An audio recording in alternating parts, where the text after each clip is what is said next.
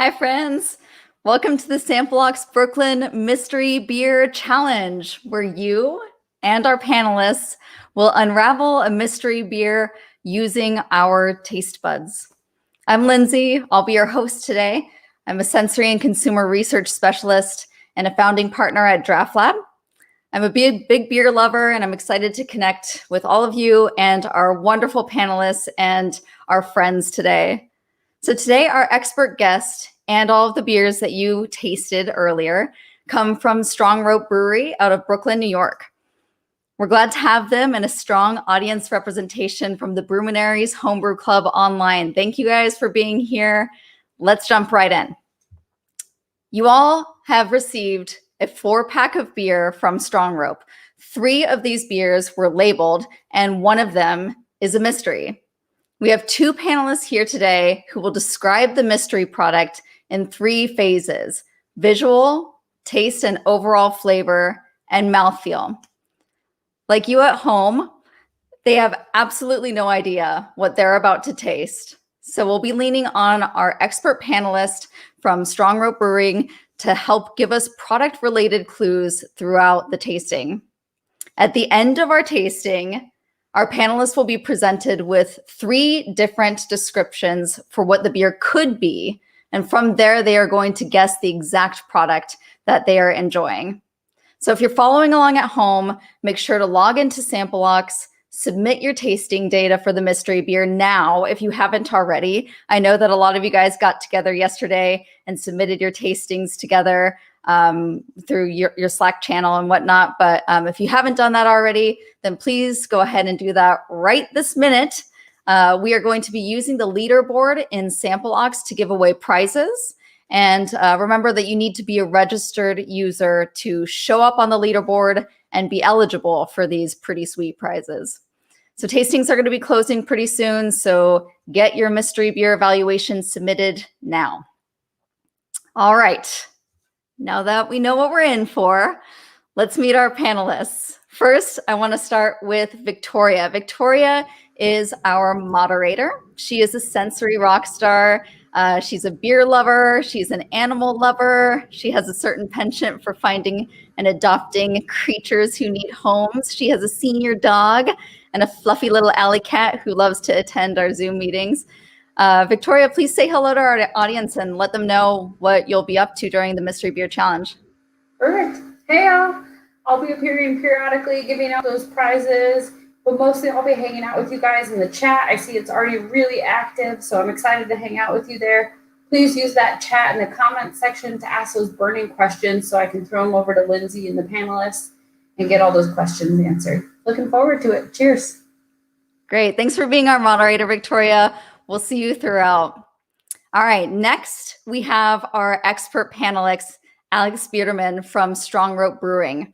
Alex had a major hand in making the mystery beer we'll be tasting today, and he'll be here to help give clues to our panelists. Thanks for being here, Alex. Yeah, thanks for having me. Excited to do it. Awesome. I happen to know that your first job was driving a Zamboni for your family's ice rink. Yep. What skills did you pick up on the Zamboni that you apply regularly in the brewing process? Oh, man. I mean, probably just procedure and following the same pattern over and over again. We're small, so we don't have a forklift, but I'm looking forward to getting on the forklift and seeing if it all translates. So yeah, I don't know. That's mainly just doing the same thing over and over again.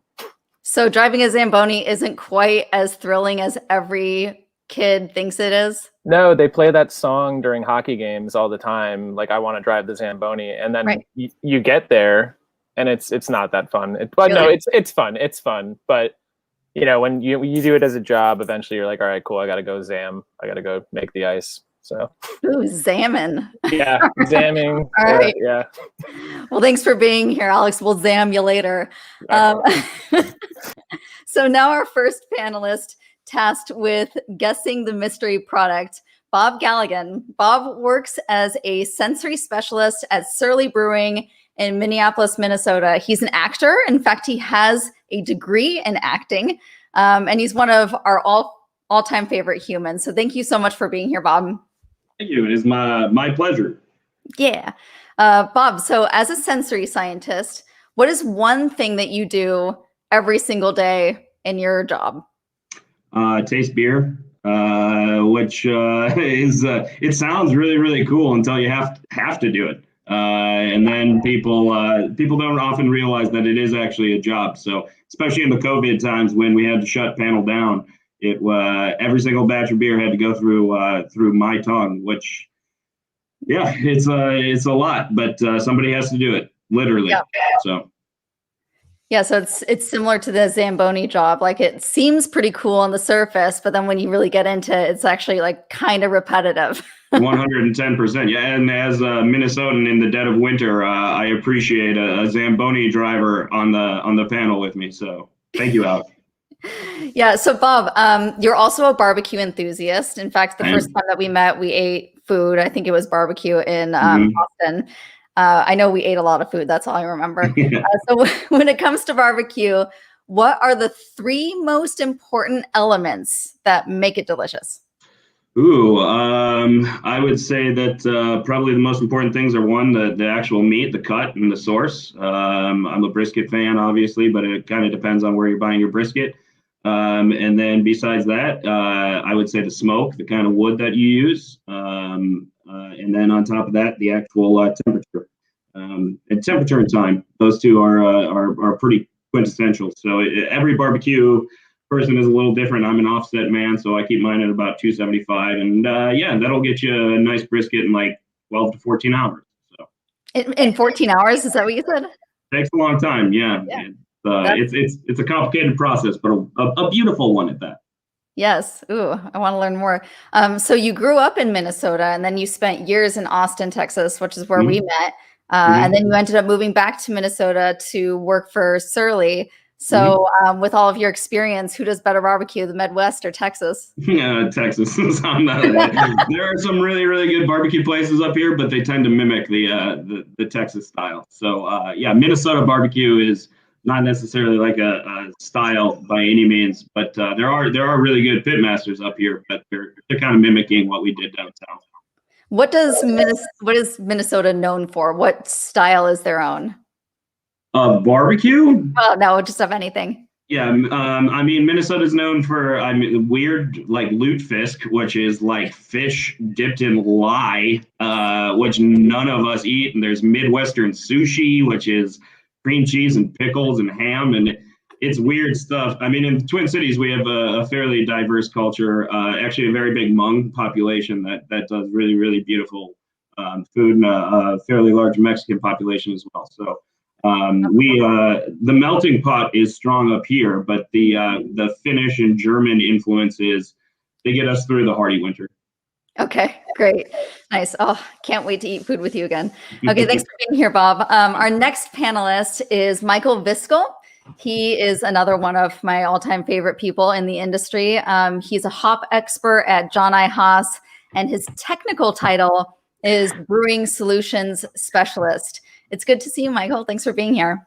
Yeah, thanks for having me. Great to be here. Yeah.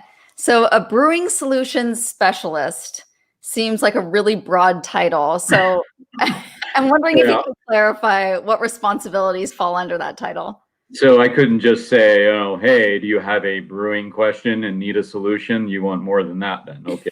So basically, the focus of my job here in Yakima is kind of broken down into a couple different elements. But my focus is really tethered on brewing new and innovative hop products and leading those projects into a commercialization space.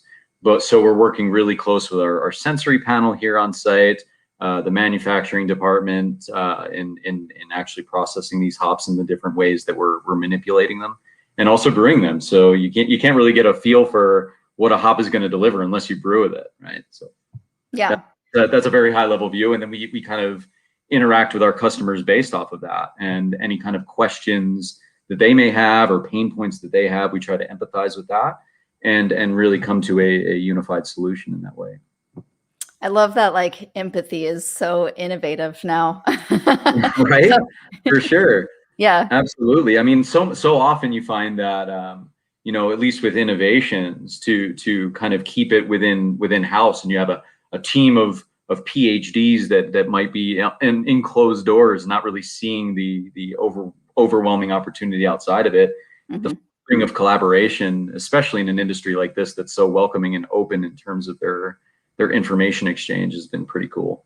Great. So you're kind of the conduit between the PhDs and the execution at the brewing level, and so you kind of do it all. Yeah, cool.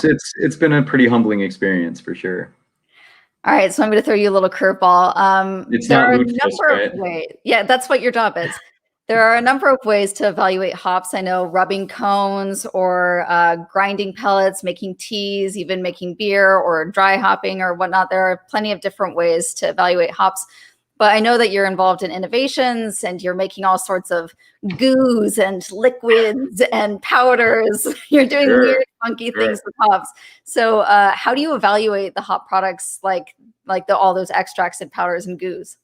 That's a super great question. And I think it really depends on where those hop powders, goos are going in the brewing process. So they're obviously, and I mean, it's pretty obvious to see that so much of how we look at beer these days is flavor centric. You don't necessarily see palate ripping IPAs so much anymore. You see something that's a little bit more approachable in that space. So depending on the application of those hop products, will kind of indicate the level that we involve our sensory team, for instance. So a good example would be if we had a high alpha hop extract, hop CO2 extract, that people are just looking to get that upfront bittering charge out of it. We're in there just for really the alpha. But if you looked at something that was really trying to get a flavorful outcome, say something you were adding at Whirlpool or even on the dry hop, we would actually run through our sensory panel to make sure that these hops are true to type, that the analyticals are in line with what we would expect from that variety. And then we would brew it and do those iterations on it before we would actually take it to market. So that's kind of how we try to balance it in that way. So cool. There's so much that goes into the glass of beer that we should drink soon. There you go. You're already getting to it. I'm jealous. I'm it's not the mystery beer. It's not the mystery beer though. Okay. All right. So this is really the question that I wanted to ask you. In addition to your work in beer and hops, I know that you're a self-proclaimed bread nerd. I have tasted some of your breads, and if anybody follows him on Instagram, he posts some very nice bread pictures. I know that you recently started a business called Driveway Dough Co., where you sell pizzas from your driveway in Yakima. So knowing that in the sensory world, context has a really big impact on how we perceive flavor. With many of us dining from home, or in your case, in your driveway, what have you done to enhance your customers' driveway or vehicle eating experience for your pizza? What's really awesome is that you called it a business. So like right now, it's just an incubator for me. I would like to get there at some point, absolutely, for sure. But really, for me, it's twofold. I can't possibly consume all that I make. In the ever evolving iterations that I'm doing, whether that be in pizza or bread or bagels or what have you, I tend to really enjoy sourdough in that space, naturally leavened breads. Trying to engage people in a way that there is even some level of customization with it, what people might be interested in. I think in this kind of day and age, there's the opportunity to have a little bit more selection in space, and also for critical feedback for me. It's super helpful if I look to kind of take a plunge someday, which is both equally super exciting and horrifying. So it's kind of, it becomes a little bit intimate in a time where you're always so distant. So having that little driveway interaction and whether they're friends or even strangers that I've just, recently met in Yakima, there's that point of connectivity that kind of brings you back to what you miss. Yeah. That's super important to me. Awesome. I love it. I can't wait to eat your pizza again. Okay, so let's start drinking beer. Now that we know the flow, now that we've met our panelists, I'm really ready to start enjoying this mystery beer. How about you guys? All right, so let's go ahead and open up our mystery beer, and I'm going to pour it into a glass. We're definitely going to want to do that so that we can get a good look at the color and everything. Oh, she's beautiful. All right, so while you guys are pouring it into a glass, remember at the end of our full evaluation, you panelists will be tasked with guessing our mystery beer from 3 different descriptions. So now I'm going to go ahead and read you the descriptions so that you can keep them in your noodle during your evaluation. All right, so which of the following best describes our mystery beer? And so number 1, at 3.7% ABV and 15 IBUs, this light stout with 20% New York crystal malts punches above its weight in flavor while remaining dry as a bone. Or is it number 2? This 5.2% ABV and 25 IBU coffee stout features locally roasted coffee to enhance the caramel and fruity malt aromas without adding sweetness. Or is it number 3? Rebelling against style guidelines, this 4.7% ABV and 25 IBU oatmeal stout includes 20% oats to make a smooth and flavorful stout. All right, so we're going to try to piece this together. Now you kind of know what to expect. So panelists, go ahead and start with where we always do, with visual. And in the meantime, Alex, I hear through the grapevine that you're somewhat famous for your holiday cookies. I love this. First, I need to get on the list, and you've got to tell me how. I know it's going to be like a year from now, but I'm pretty excited about holiday cookies. And being that we're doing visual right now, our visual interpretation of a product can tend to be like pretty biasing in that it can cause us to make assumptions about its flavor based on its appearance. So looking at this beer, you might assume that it's really roasty and malty and coffee and chocolate and all the things, but in fact, it might be fruity and floral. So knowing this, what cookie looks the worst, but tastes the best? Okay. I will say that my girlfriend Amanda is responsible for most of the recipe selection during the holiday cooking kind of marathon that we do. And because she has cousins that are out in Washington that are vegan, we do vegan cookies. And on it, we're not like super adept vegan bakers, and sometimes they've come out looking pretty hideous, but they're always tasty. And she always tucks them into people's boxes, you know, that aren't vegan, but we take the vegan label off. Ooh, yeah. Because they won't eat it because we actually have some relatives in Minnesota who wouldn't likely touch the vegan cookies if we put that on there. But yeah, this year's batch especially were like, I forget exactly, it was maybe like highly almond based, and they were very dark and they looked burnt, but they weren't. They were very delicious. But but it's suggestive. Like when you look at it, you're like, well, this cookie is going to be dry and terrible, but they were tasty. Yeah, that's great. I love that I love that the word vegan is going to also bias people, and so you take that out. Like our biases run deep, and I'm glad that you tricked the Midwesterners to eating health food. Yeah. We have to. We actually had a version of the hillbilly sushi a couple Christmases ago. And it's terrible. It's like one of the worst things I've ever had. Yeah. I really want you to make a cookie that is like your interpretation of hillbilly sushi. We'll do it next year. Just in looks.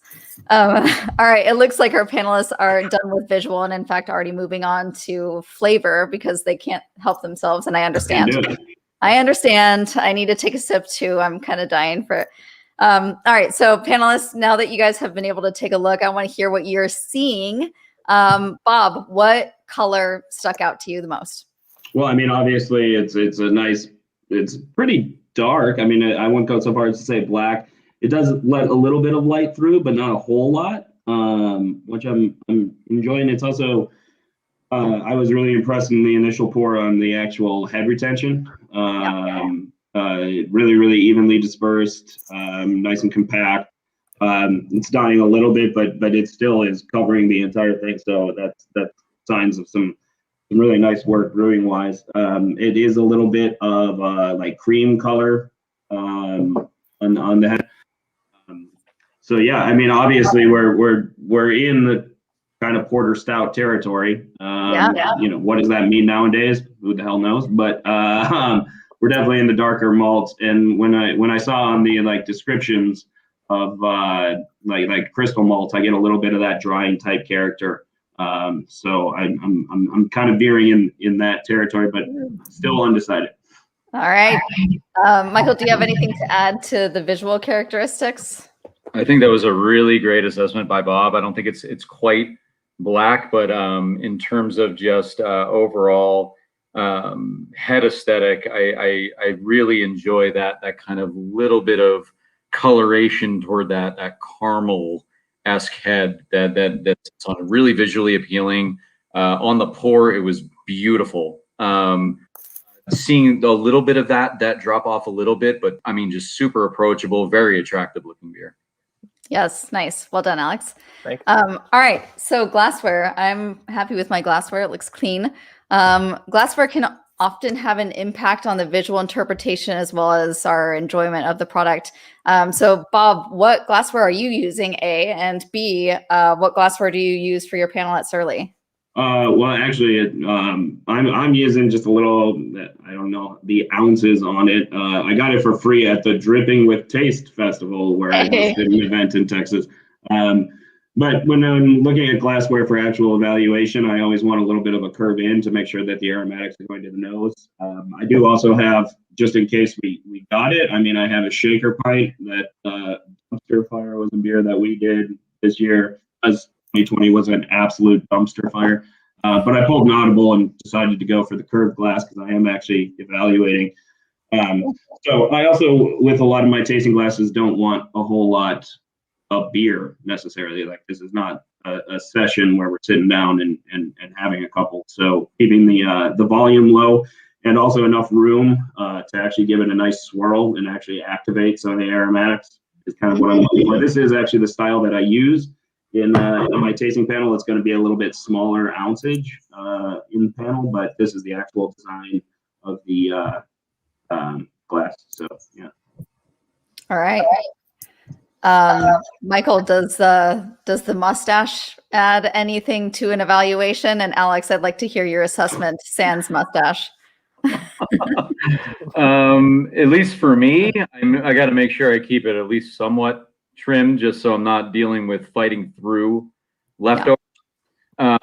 But to that point, just to Bob's assessment, this is the exact we would use in a sensory panel. So I just kind of kind of turned one way and then snuck one out of the panel for this occasion. But yeah, resonate a lot with what Bob said. Making sure you have a little headspace. Usually, we'll keep it covered with some kind of beverage cap. And then open, assess, close, just to make sure that we're looking at that appropriately. But yeah, outside some leftovers, I don't find necessarily too much in the way. Alex, you agree? Yeah, I mean, I tried to grow one for a Halloween costume and it didn't work, so I had to pencil it on. Otherwise, I might rock one as well. I have one, but it's not the best, man. Yeah. Yeah, no. This is I can't grow a beard. This is where I stop. You gentlemen look great. Okay. All right, cool. So thank you for your visual interpretations. So it looks like we have a really dark beer, really solid head retention, cream, kind of taupe-ish foam. It's almost opaque. Hard to see through it, so we're looking in this porter stout kind of realm right now. I've only had like 2 sips of beer. All right, so we have a really good start. I want to kick it over to Victoria, tie in the audience, see what's going on with you in audience world. What's going on, Victoria? Yeah, well, thanks. I'm gonna have to take a moment to collect. I'm laughing so much between you guys in the chat, but. As far as what people are saying in sample walks, we're seeing a lot of alignment with Bob and Michael. We got a lot of comments on that black to very dark black opaque, a little bit of notes in light brown, and mostly notes for low haze. We're using all that data you guys are putting in there, and I'm going to use it to pick my first winner. That's going to be randomly selected. So if you participated at all, you have a chance. And so the first prize is actually going to be a beer flavor map from Draft Lab, and that prize is going to go to Brett Vanderbrook. Congrats, Brett. I'll be reaching out so we can get that headed your way. In the chat, we're seeing a ton of really good guesses about those 3 different style descriptions, and there's some good debate. Hey, do we taste oatmeal? Do we not taste oatmeal? Are we tasting coffee? And I think the Bruminaries really know their stuff, so it's really fun to kind of hang out with you guys in there. We do have a really good question coming your way, Lindsay, and they want to go to Michael and ask about the Prove Oak hops. I think I'm saying it right. And what styles Michael recommends using them in. All right. So Michael, I think I know what they're talking about. I believe in selections past, I've smelled these oaky hops. Michael, do you know what they're talking about? And can you answer that question? I can answer that question. So Provoke is actually a blend of hop and wood, actually, in a pellet form. It's something that overall we've had kind of mixed reviews on, a lot of traction on. But the idea would be to add it during an active fermentation space, maybe a few degrees left to terminal. And the idea behind it, this was actually from our counterparts over in the UK. So yeah, it's actually surprising to see that there's still a little bit of traction in the US, because we get some spotty interest in that over this way. But essentially a few degrees left to terminal, whatever your dry hopping regime would be a good way to add it. That would probably, generally speaking, it's kind of used as a mitigator, so you wouldn't necessarily throw it in a barrel, for instance, which was the kind of overarching goal of the project. Cool. So you're barrel aging and dry hopping at the same time. Yeah, that was the kind of the effect. So you have like maybe a Cascade with an American oak, for instance, kind of blended into a pellet. So it would almost be like you could almost look at it like a Burton method type mimic.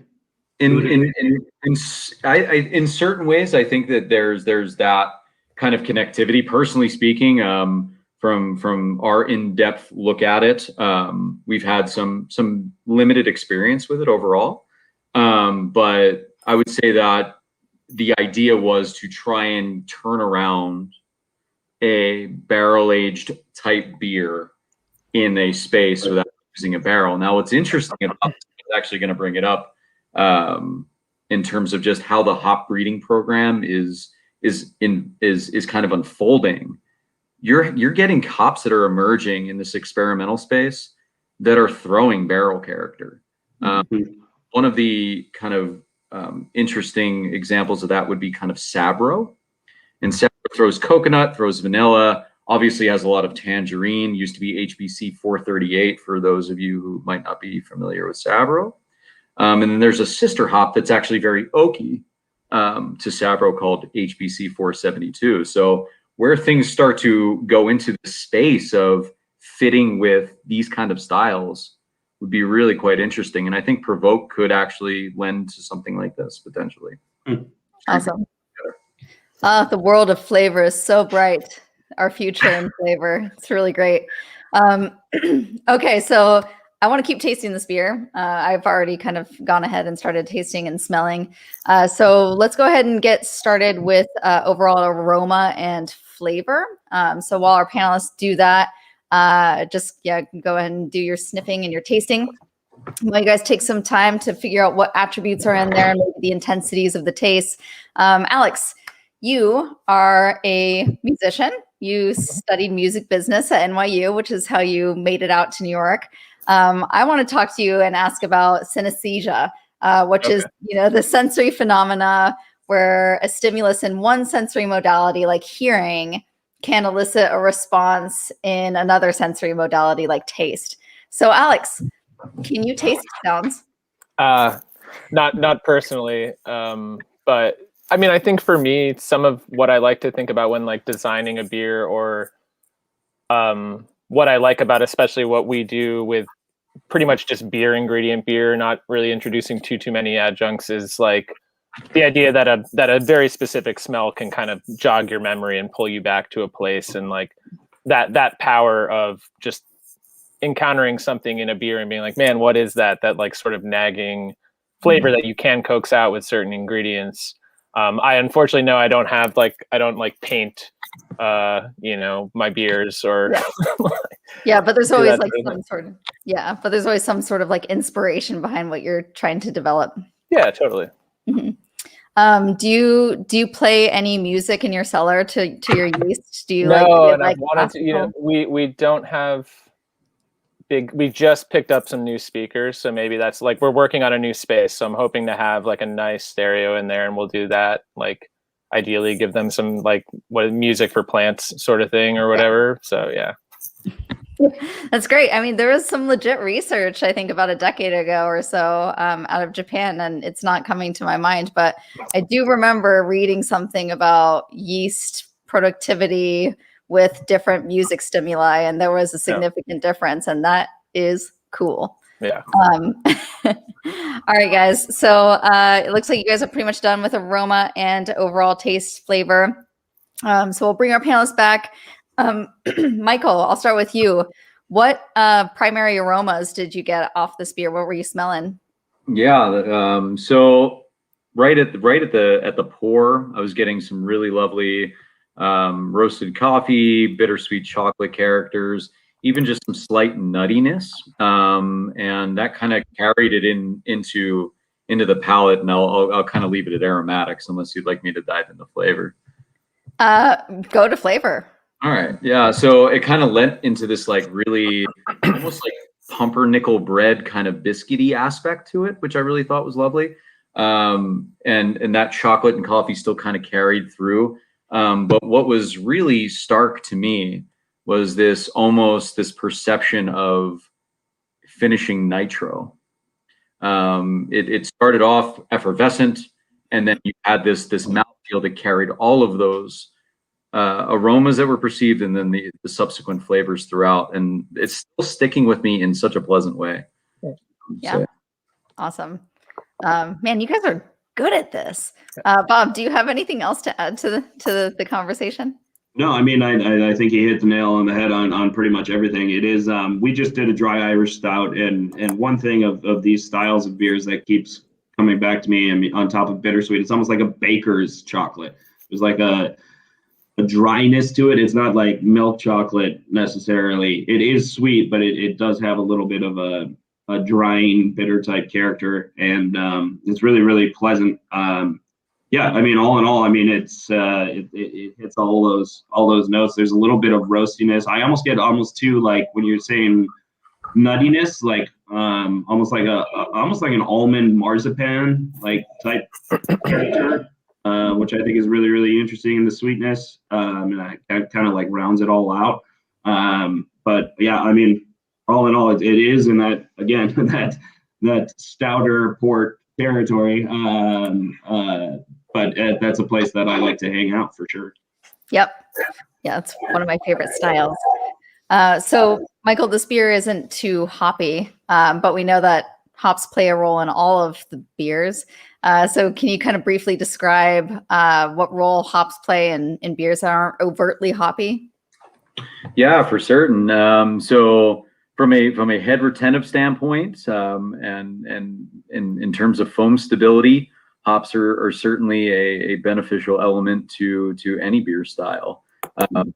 The aspect of just balance, right? We talk about that a lot. So even if you're going after an American stout, for instance, you might want to up a hop load to balance that out in a way that has a little bit more of an aggressive bitter. And what's really unique about this beer specifically to this is that I'm struggling a little bit to figure out which one I want to guess, because the hop presence isn't so much there.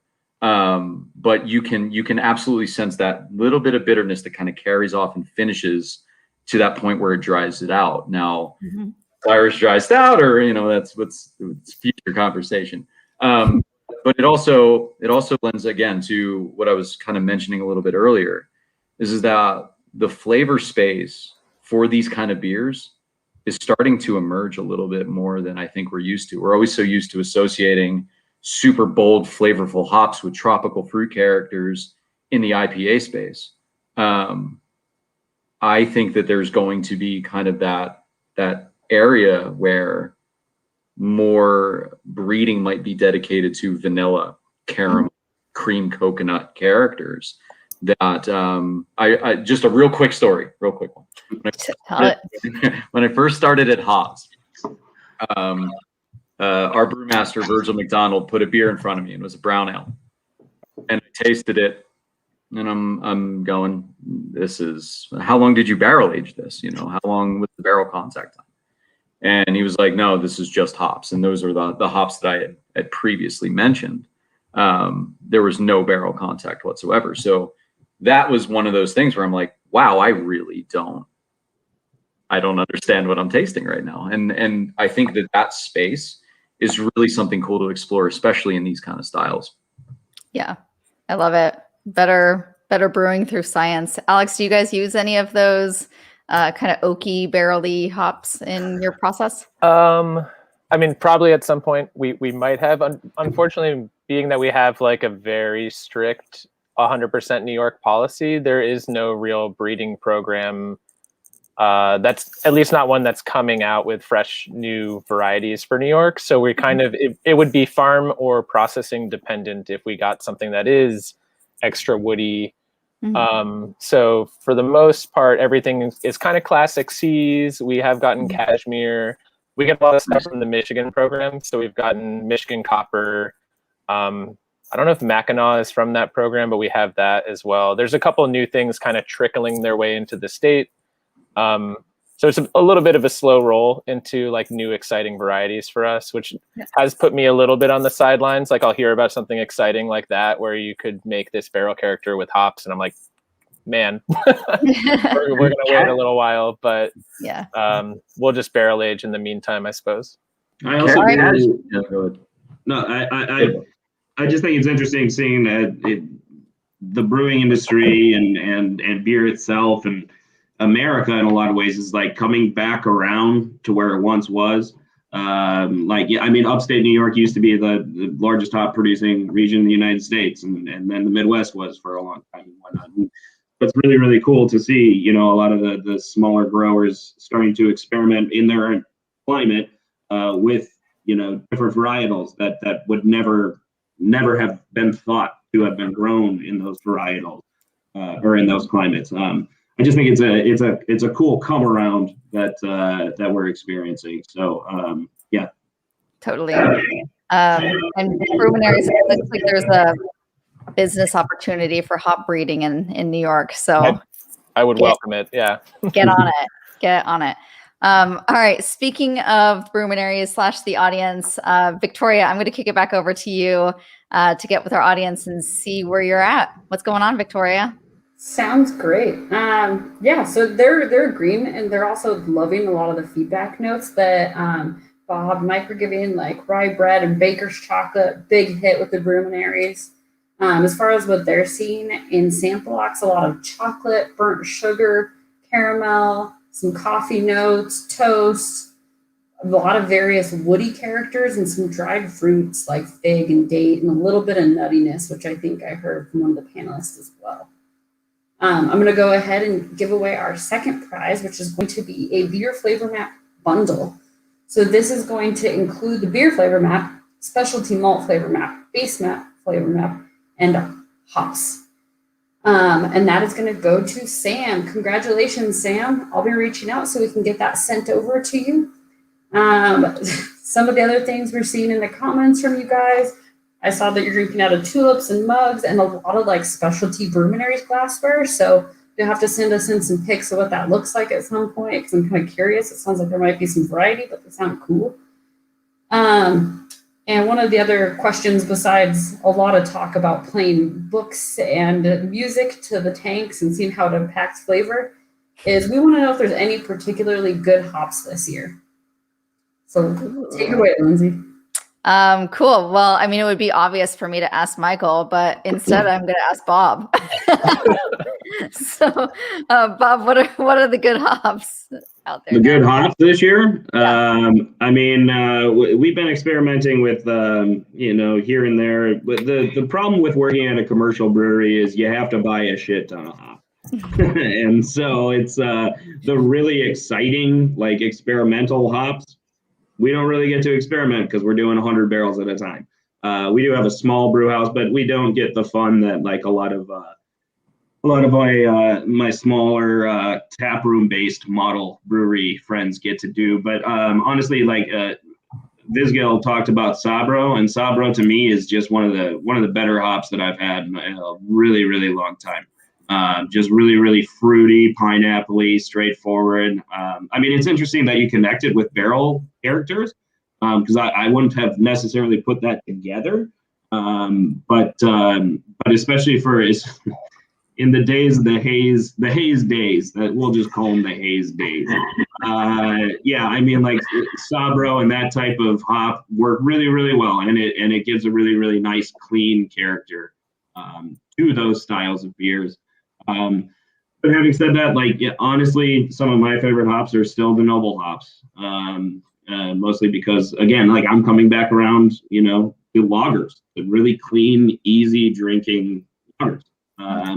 And so some of those more like black pepper forward, really nice finishing hops, to me are some of the most exciting just because people aren't playing around with them as much as a lot of the like juicy, dank hops. Right. Yeah, I would resonate with a lot of what Bob said. And what's cool about Sabro too, just real quick, that it plays well with other hops. Just it plays well with others, and that's what especially with regard to multiple hop uses in haze and those kind of beverage formats. It's a pretty versatile addition to that hop bill. I like it. I see a marketing opportunity. Sabro plays well with others. Plays well with others. Oh, we all need a little unity. A friendly hop. Yeah. All right, cool. All right, so we're going to move on to our final modality, which is mouthfeel. And we've already kind of touched on it a little bit, but we're gonna get more into it right now. So take your time, panelists, to evaluate the mouthfeel. Really get in there, think about the texture and the carbonation or the lack thereof or whatever. So just think about the mouthfeel. And in the meantime, Alex, did you use any unique or esoteric brewing tricks to achieve the flavor of this beer? Yeah, I would say, I mean, quite a few, and I'll try to like work around them to not give away too much. But one of them has been, and it's already obvious that it's a dark beer. And one of the things we've wrestled with has been that our roasting program that we use via our maltster is actually pretty young. It's the only roasting program in New York, and one of the few. I don't believe all that many craft maltsters have roasted malt. So he's been working through it, and it's a really cool. I went up to his farm. It's an amazing old historic barn where he has his. He doesn't have the roaster in there. He has that in another building, but really cool spot up in Batavia, New York. And he's maybe, I think we're on batch 130 some odd or something like that of roasted batches. So if you can imagine, they vary a lot. So we've been wrestling with pH in the mash. We're very small, 2-barrel mash, and then we double batch into 5-barrel tanks. But as opposed to like capping the mash and doing like that sort of trick, I'm pretty determined to put all the dark malt in there. So we've been dissolving chalk and trying to carbonate chalk and put it into the mash. So that was probably the biggest trick of the recent dark beers, to really try to drive up the mash pH a little bit and get a little fuller character out of them. Wow, that's taking nerdy to a level. I brought in the carb caps and like did it in like really made sure it got as much of it dissolved as possible, and there was a slight uptick in my pH. So starting to have some progress for all the effort. Yeah, awesome. Yeah, I mean, turns out wort's a really good buffer, so it's hard to achieve that. So, very cool, very nerdy. Bruminaries, I hope you're taking notes. That's kind of a lot of work. All right, so you guys did your mouthfeel. And I'm curious to hear about your feelings. Michael, what did you feel? What were the mouthfeels that were present? I know I kind of jumped the gun a little bit earlier. Sorry, I apologize for my enthusiasm. It's exciting.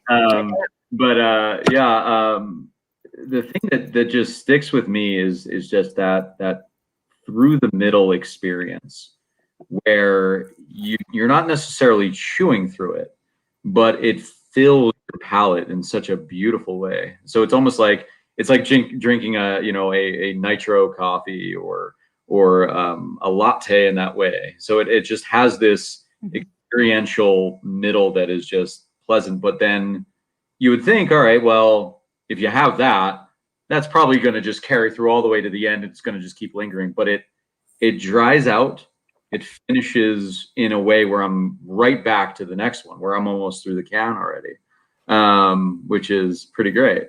So that kind of little touch of bitterness, it's not astringency by any stretch, but it's just that little bit of bitterness that kind of dries you out a little bit, and it has me still thinking about your descriptions pretty hard. But yeah, that would be my biggest takeaway from this beer.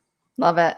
Alex, you got to get your marketing guys to watch these guys waxing poetic so that so that you can use some of this in your I'm taking some notes. Bob, do you have anything else to add about the mouthfeel? Yeah, no, it's really, really interesting. Like the first couple of sips that I had, it almost felt like slickness. It wasn't slickness, but it was a lot wetter. The more I drink this beer, the more it dries me out, which is really, really interesting. And I don't know if necessarily this is the process that you use, but hearing you talk about chalk in the mash actually makes a lot of sense. There's almost like a I don't know if it comes from the hops or some of that carbon, but it's like a minerality. It's not quite like iron, but it has a sharpness to it.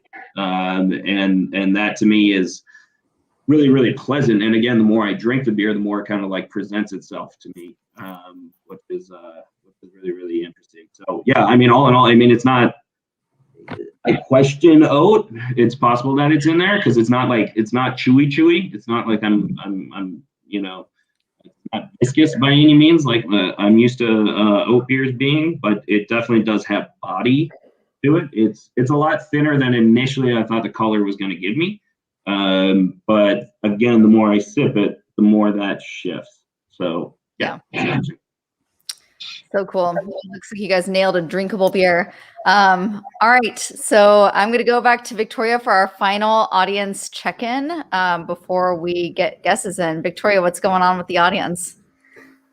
They are so busy in the chat, and I love it. It's so good. So I'm going to jump into sample box real quick first before I kind of hit up what everyone's saying at home. And, they think it's kind of got a medium body, low alcohol, medium carbonation, and some medium drying. So it aligns a lot with what we're hearing from the panelists. And I think it makes sense. I think, the people at home are showing off what great tasters they are and how close they are to these people who taste beer for a living. So I guess Bruminaries, you're hired. I want to give away our last prize. This is our grand prize.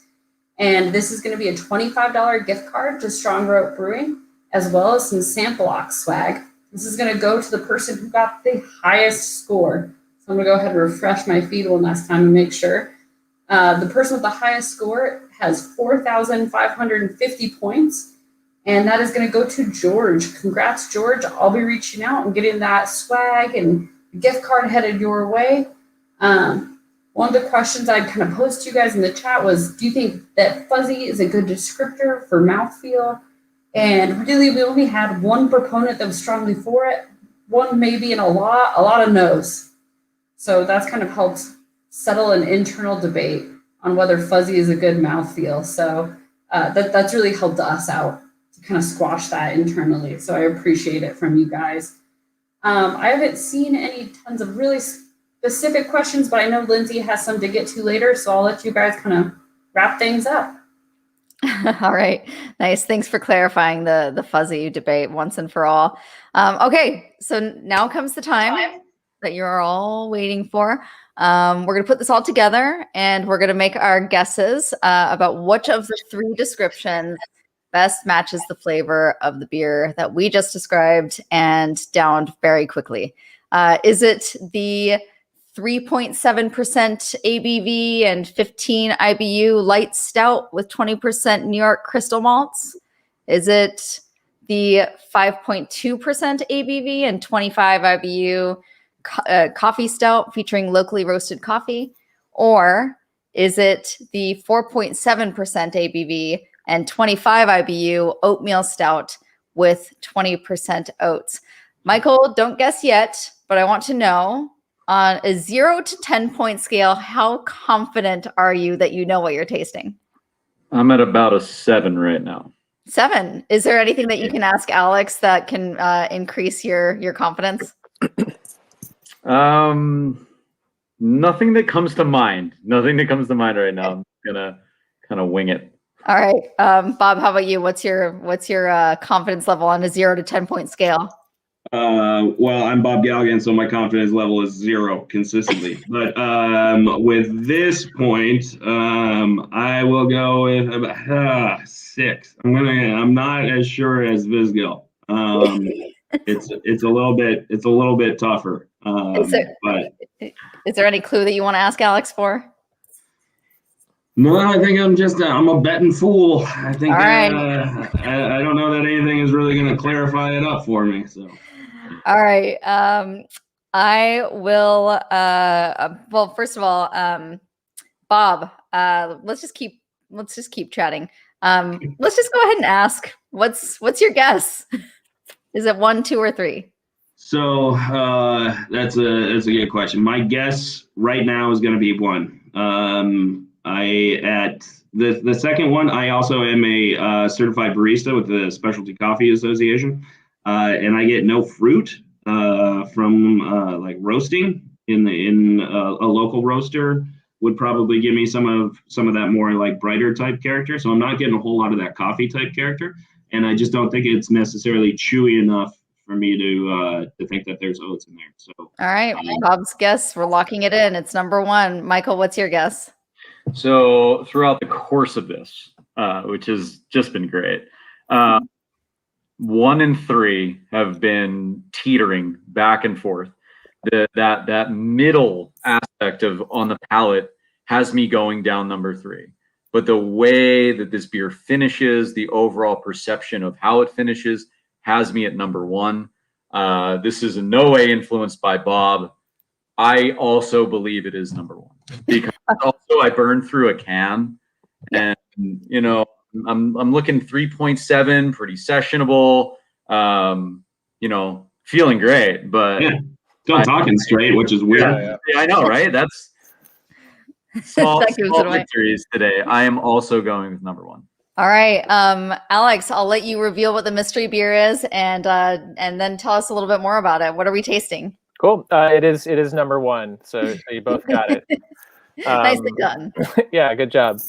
So it's a work in progress. This is the first time we've ever brewed this beer, but I guess in some ways it's a little like quiet rebellion against the fact that we can't get that many sub 10% stouts, let alone ones without adjuncts in our neck of the woods right now. So we were like, let's make something like we were aiming 3.5. Honestly, it attenuated further than we expected. So we're calling it Small Steps because there's kind of like an underlying space theme to a bunch of the stouts we do. And then I think coincidentally, any really small beers, we do a 2-step mash. So then it kind of plays additionally into the name. So probably that contributed some of the body to this beer, despite it being small. We hit it at like 148 and then ramped to close to 160 for the second step.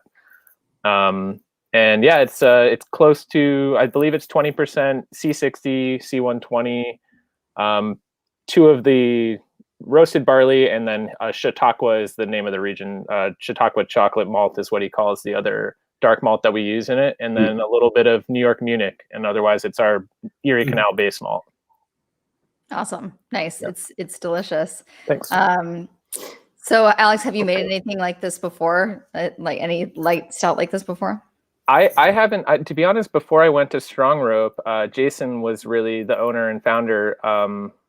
He was pretty well known for all of his stout and just dark beers in general. And I was kind of like a Saison mixed fermentation guy for the most part. So I kind of had to like really cut my teeth, and we were learning about this new roaster like as I went there. I make a lot of little tiny beers, so that's kind of part of it. But we hadn't quite gone this low. He has another one called Fat Man Little Stout that's like kind of a returning 4.5% beer. So we've been close, but this was our attempt to like go even lower.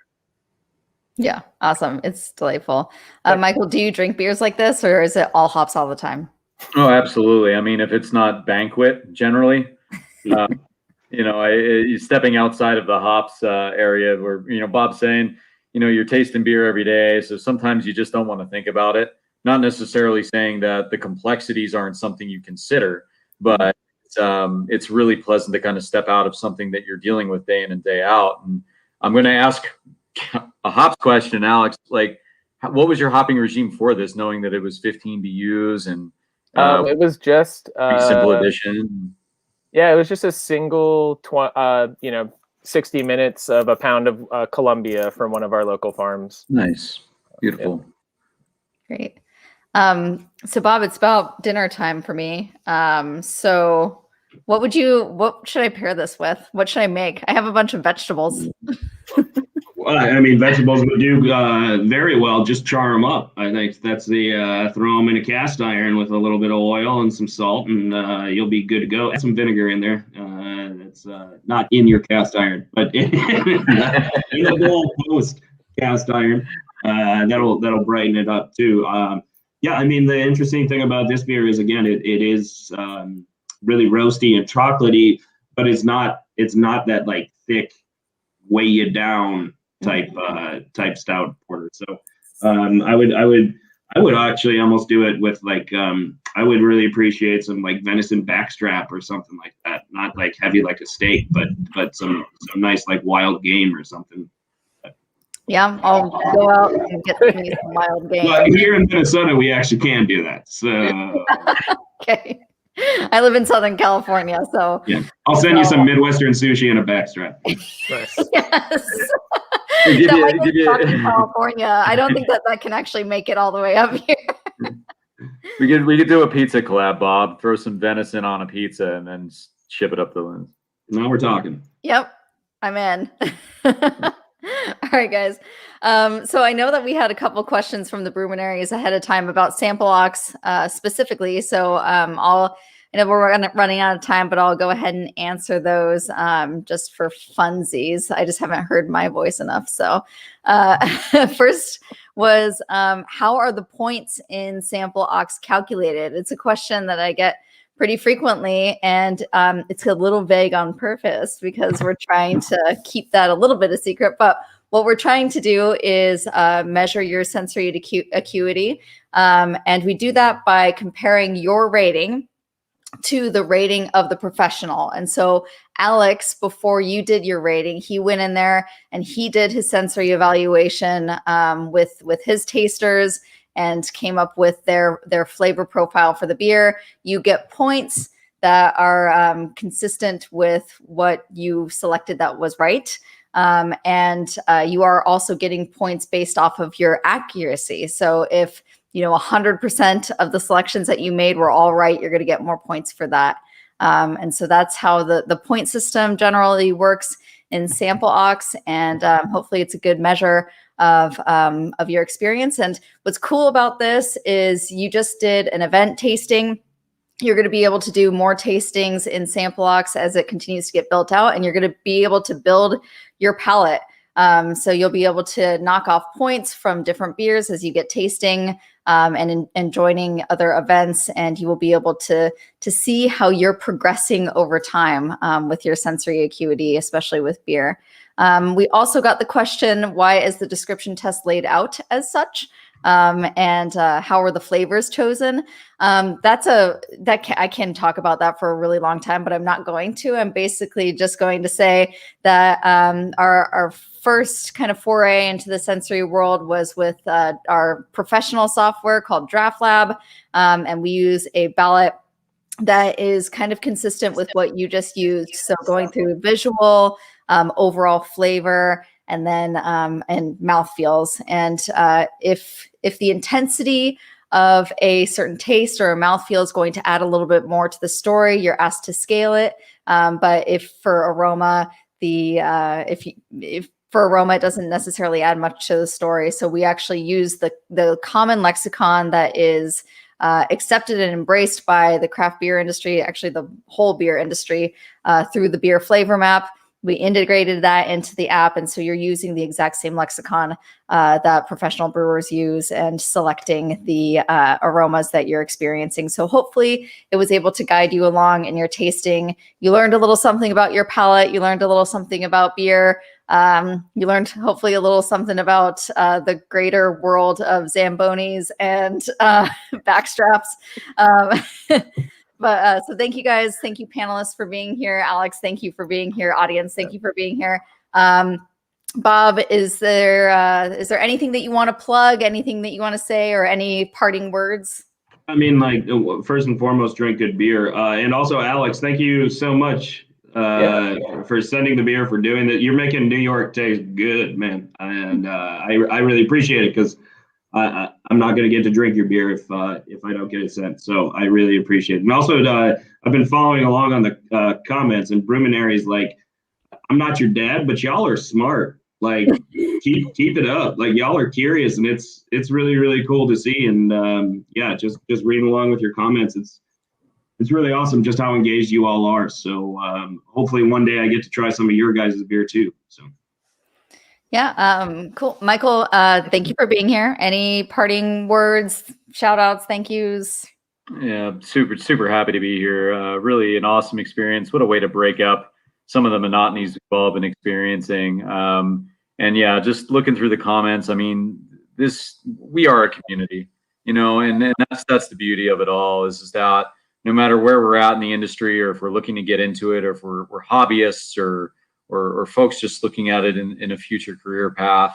I mean, if there's any one thing that I can say that I've taken from this experience in the industry, is that it is one of the most welcoming across the board. And I can't be more thankful to be a part of this and to share knowledge. I mean, it's all about sharing knowledge and sharing experiences. So yeah, that's it. Alex, thank you so much. Yep. Send beer across the country next day is really rad of you, man. Excellent. Next time I'm out east, I'll give you a shout. Yeah, definitely. Yeah. Alex, thank you for being here. And of course, I echo what the other panelists said. Thanks for sending beer and letting us taste what you guys are up to. Is there anything that you want to plug? Anything that you want to part with? I mean, same. Very, very grateful to take part in this. It was a blast. And yeah, thanks to all the Bruminaries and people who stop by to grab beer. You know, every other week we do new cans, so there'll be some new ones next Friday. Field Drinker, one of our little IPAs, is coming back. Cask Ale, we're still tapping them every Friday despite the shutdown. So if you want to drink cask in the cold, we're doing that. And then we have a little special like Valentine's bottle coming out. So keep an eye out on that. But yeah, and I guess actually probably most importantly, if people enjoyed the mystery beer, we canned a few more cases of it, and we'll probably throw those up on the website. So keep an eye out. Very cool. I wish I could order some myself. All right. Thank you everybody for being here. This week, you guys completed probably one of your first of hopefully many Sampleox tastings in the Sampleox app. This is really just the beginning of your flavor journey. We have so much more coming out there in the app to help you build your palate while you support local breweries and engage with your community. We're concentrating our rollout on the greater kind of Brooklyn region. So we're always really happy to hear from you. Definitely give us feedback. I'd love to hear questions. So reach out to us at info@sampleox.com. and or follow us on social media at sample_ox. Thanks again for being here and happy tasting.